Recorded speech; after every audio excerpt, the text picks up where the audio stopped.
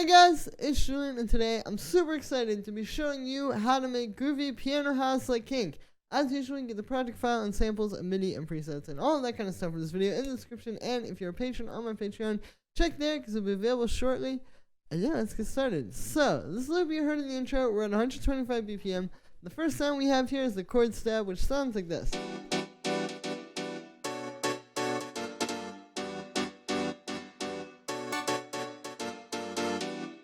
So this is made up of two layers. We have this M1 piano, and then we have this choir sample.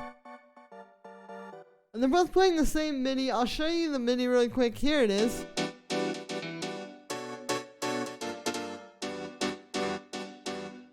So basically what's happening is we just have a bunch of minor 9 chords. You can see if I take all these root notes and put them up an octave. And we just have E minor 9, B minor 9, and then G minor 9. It's really not that complicated. It's more just like the voicings. Like I said, like these are minor 9th chords. So we have a basic minor chord. And then we have the minor 7th, and then the 9th on top of that.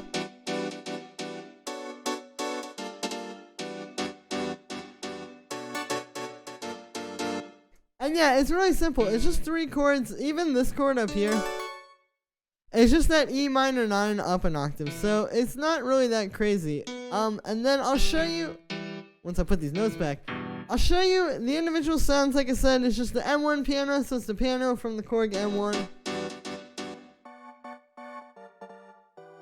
And then one of these choir type of sounds. So, I mean, you could get this from a lot of different places. You know, you could get it from the Korg M1. You can get it from really like any kind of sampler will have, you know, these kinds of choir sounds. That just helps to sort of fill the piano out a bit. I make it a little bit deeper sounding. I have those in a group, and I've got a bit of group processing on there. So I'll show you. Here it is with nothing. You can hear it's just really dry. And straight. When we add all of these things, it really brings it to life. So the first thing we have here is a little bit of reverb. You can see I have the size and the K time down pretty low, and I don't have that much dry wet either. So this is just adding a little bit of stereo width to the sound, as well as giving it a bit of more like a resonant sound, you know? It feels more alive. And that's just like a sample being played kind of over and over. After that, we have this drum bus. Here's without that. And then with it, so you can hear this really brings the piano and the choir closer together. It helps to kind of glue them together. It's also helping to make it a little bit more lo-fi. Like I noticed in a lot of Kink's tracks where he uses piano stabs like this, you know, like Existence and Sunshine. He has like a little bit more of like a lo-fi vibe to it. Like he has a lot of texture in his music, and that's kind of what I was shooting for here. So definitely something like that really helps to kind of fatten it up, and again, just add more texture to the chords. After that, we have an EQ8. I'm just cutting out the low end with that and then giving it a bit of a high end boost.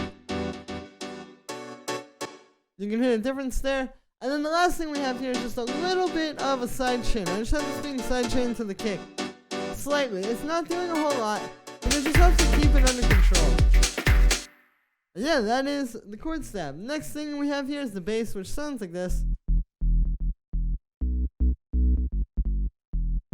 So for the notes, this is just following the chord progression. Really simple. It's literally the exact same MIDI from the chords, just without all the top notes. But then for the sound, I made this one using operator. What we have here is just 3 sine waves.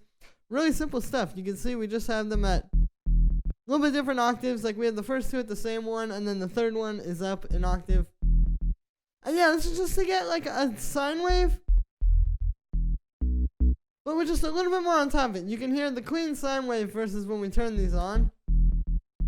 This just feels a lot fatter and a lot more well-rounded, and you can hear it as well as like really feel the deep sub there.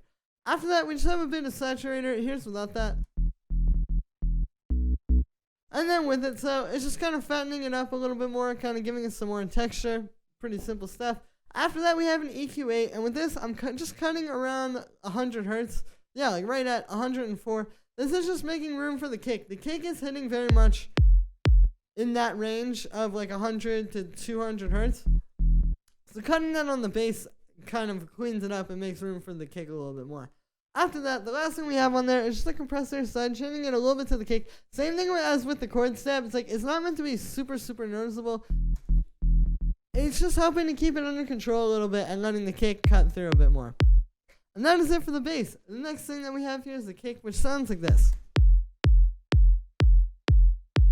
And so this one's pretty simple. I just have it down one semitone because the original kick was in F, and I tuned it to E because that's the key in the track. And then, yeah, just shorten it a little bit with the envelope.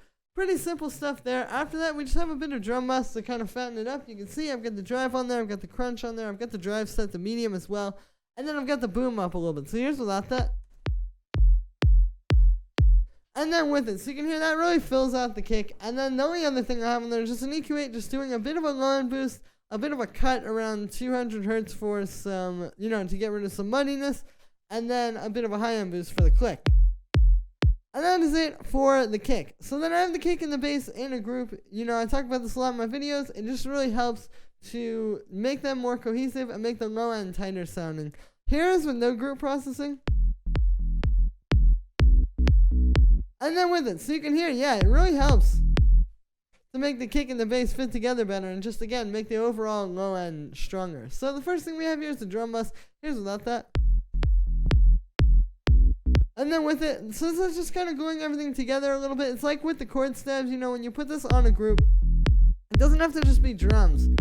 But it really helps to kind of give everything the same texture and kind of put it under the same sonic umbrella, if that makes any sense. And doing this makes everything sound a lot more cohesive, as well as it just kind of saturates everything together a little bit.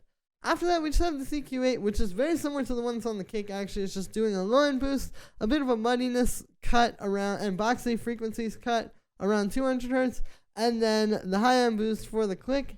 And that is it for the kick and bass group. So I have a bit of a bonus layer here. I have this little lead. I'll show it to you. Here's what it sounds like in the track.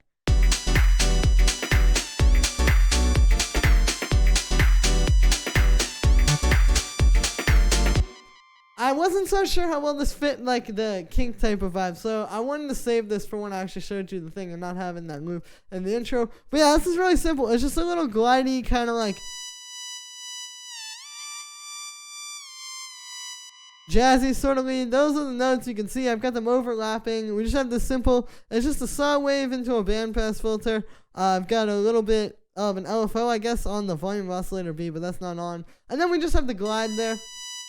Pretty simple stuff. A little bit of echo for some space, a little bit of drum bus, and then a 7-side chain to the kick. Again, here's with that. I thought it had a cool vibe. So, if you get the project file, which is in the description or on my Patreon, you will get this. But yeah, it's just like a simple little lead in there. So the next thing that we have here is the hi-hat, and I'll show you the shaker as well. Here's what those two sound like together.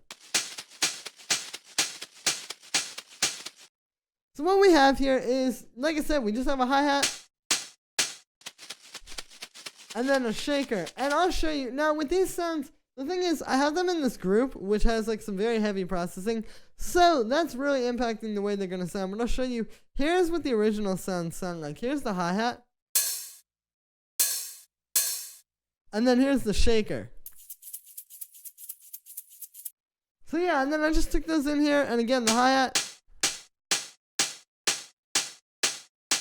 I got a little high-end boost on there. And the shaker, you can hear how it's like really fighting the bit crushing there to come out. That is this redux here. You can hear, yeah, I just kind of crunched it up a little bit more. I was going for sort of like the Kink Perth type of vibe with these shakers and with the hi-hat. So yeah, and then the next thing we have here is the clap, which sounds like this. So what this is it's this clap.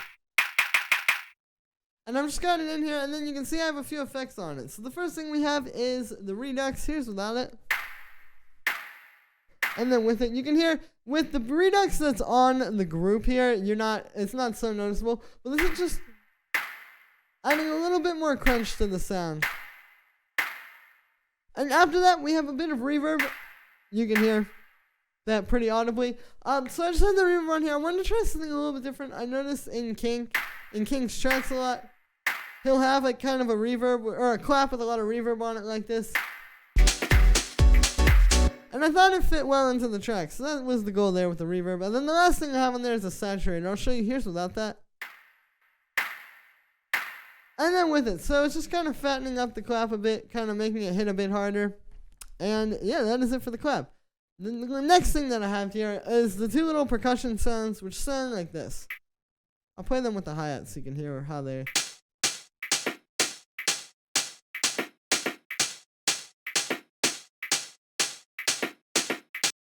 So basically, we just have this snare.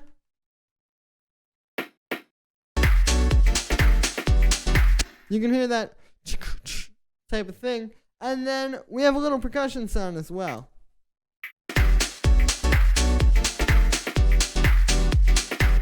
So, you know, pretty simple stuff, just some extra percussion to kind of add a bit more to the groove.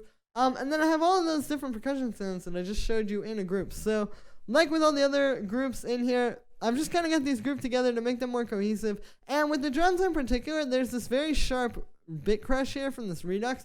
I'll show you, like, here's with no group processing. Even if we turn it up, it's just not quite the same thing as the way it fits into the groove with all these effects on there. So yeah, the first thing we have on here is the Redux. Here is without that. And then with it, so you can hear this is doing a few things. For one, it's adding, it's really, most of all, it's adding the bit crushing to the sound. But it's also kind of fattening everything up a little bit, you know? Even though some things are a little quieter, I feel like everything just sounds really like big and thick now. After that, we have this drum bus, which sounds like this. So you can hear that's doing even more, kind of fattening it up. It's taking the signal coming out of the Redux and just making it a bit stronger. Like I said, a bit fatter.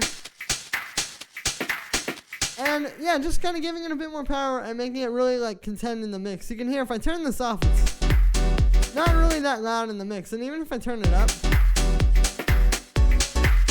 it's still not sounding as good as it did at a quieter volume with the drum bus on there. So yeah. And then the last thing we have on there is this EQA, just to cut out the lawn, because as you can probably hear if you're listening on monitors or headphones, out of the drum bus there's a lot of low end. So this just cleans that up and yeah, kind of makes room for everything else. And yeah, so that's pretty much it for this one, guys. I hope you enjoyed. As always, make sure to like this video as well as subscribe, and let me know what you think of this video in the comments. Once again, you can get the project file and samples, a MIDI, and presets, and all that kind of stuff in this video in the description. And if you're patient on my Patreon, check there because they'll be available shortly. Thank you so much, everybody, and I will see you tomorrow with another video.